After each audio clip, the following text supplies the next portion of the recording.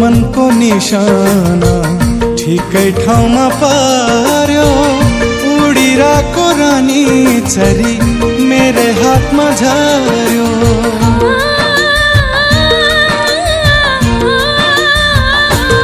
हो मेरो मनको निशाना ठिकै ठाउँमा पार्यो। उडिरहेको रानी चरी मेरै हातमा झर्यो। खडेरीमा मूलको पानी भेटे जस्तै भयो। पानी तिर्खा पानीले नै मेटे जस्तै भयो। सानो सानो न्यु पारेर तिम्रो नजिक आछु, मन पराउँछौ।